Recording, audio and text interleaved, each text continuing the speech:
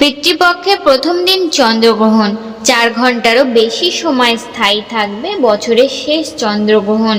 শুরু কবে কখন? সূর্যগ্রহণ এবং চন্দ্রগ্রহণ এমন দুটি জ্যোতির্বিদ্যার ঘটনা যা সারা বিশ্বের মানুষের দৃষ্টি আকর্ষণ করে, কোথাও বিজ্ঞানের দৃষ্টিকোণ থেকে, আবার কোথাও আধ্যাত্মিকতার দৃষ্টিকোণ থেকে। বছরের শেষ চন্দ্রগ্রহণ 18ই সেপ্টেম্বর। বিরল এই দৃশ্যের সাক্ষী থাকতে চলেছেন কোটি কোটি মানুষ। চলতি বছরের এটি দ্বিতীয় এবং শেষ চন্দ্রগ্রহণ। আগামী 18ই সেপ্টেম্বর বছরের শেষ চন্দ্রগ্রহণ। এটি একটি আংশিক চন্দ্রগ্রহণ, চলতি বছরের দ্বিতীয় এবং শেষ চন্দ্রগ্রহণ। পৌরাণিক কাহিনী অনুসারে রাহু এবং কেতু যখন চন্দ্র বা সূর্যকে গ্রাস করতে আসে তখন গ্রহণ ঘটে। বিজ্ঞানের মতে পৃথিবীর যখন সূর্য ও চাঁদের মাঝখানে চলে আসে তখন চন্দ্রগ্রহণ হয়।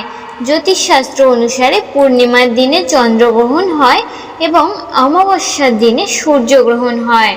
18ই সেপ্টেম্বর চন্দ্রগ্রহণ শুরু হবে সকাল 6টা বেজে 12 মিনিটে এবং চন্দ্রগ্রহণের সমাপ্তি সকাল 10টা বেজে 17 মিনিটে।